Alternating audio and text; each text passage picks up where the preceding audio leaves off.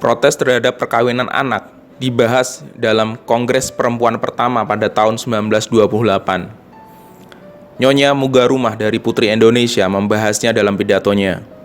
Meski mayoritas masalah yang dibahas adalah poligami, urusan perkawinan anak tak dikesampingkan. Keprihatinan Mugarumah yang menolak keras praktik perkawinan anak bermula ketika ia menyaksikan murid-murid perempuannya harus berhenti sekolah di usia 11 atau 12 tahun lantaran akan dikawinkan. Anak-anak perempuan yang masih senang-senangnya bermain itu dengan berurai air mata harus menikah dengan laki-laki yang tidak ia kenal. Dalam pidatonya, Nyonya Muga menjelaskan bahwa dalam dunia anak-anak, konsep pernikahan belum tergambarkan.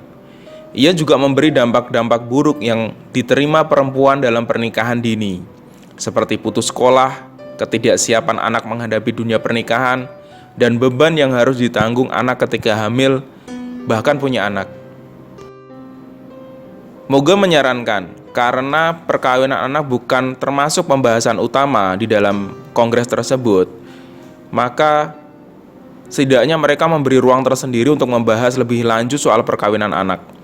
Ia juga mengusulkan agar gerakan perempuan bersama-sama mendesak majelis agama untuk melarang perkawinan anak.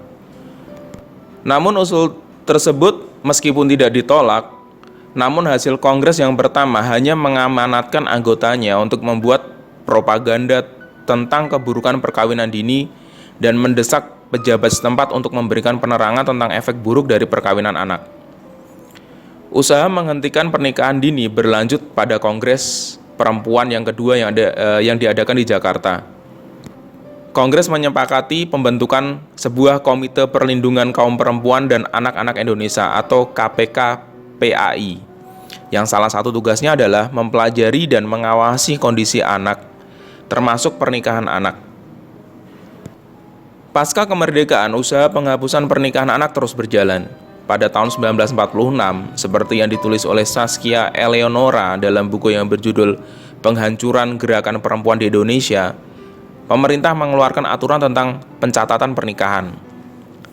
Aturan turunnya berupa Instruksi Menteri Agama Nomor 4 Tahun 1947 yang berisi anjuran pada pegawai pencatatan nikah untuk mencegah perkawinan paksa dan anak.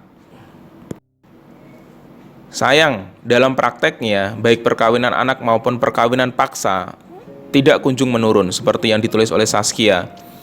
Produk hukum itu sepaket dengan aturan pernikahan lain yang tidak memuat tentang larangan poligami. Alhasil, gerakan perempuan menolak UU tersebut. Mereka lalu mengusulkan perumusan UU pernikahan yang adil ke parlemen. Hasilnya dibentuknya Komisi Nikah Talak dan Rujuk atau NTR pada tahun 1950. Pasca turunnya Soekarno dan penggantian presiden menjadi Presiden Soeharto, usulan batas usia perkawinan mengalami perubahan pada Februari 1973 seiring dengan penggalaan program keluarga berencana oleh pemerintah. Usulan ini didapat ketika pemerintah mengadakan public hearing dengan tokoh-tokoh Kowani lewat DPR. Maria Ulfah ikut dalam pertemuan tersebut. Hasil pertemuannya mengusulkan agar batas usia pernikahan menjadi 18 dan 21 untuk laki-laki dan 18 untuk perempuan. Namun ketika UU nomor 1 tahun 1974 disahkan, usia minimal perkawinan menjadi turun, yakni 16 tahun untuk perempuan dan 19 tahun untuk laki-laki. Oke, sekian info yang bisa saya bagikan. Mohon maaf jika ada salah-salah kata dan salah-salah sebut. Semoga bermanfaat. Assalamualaikum warahmatullahi wabarakatuh.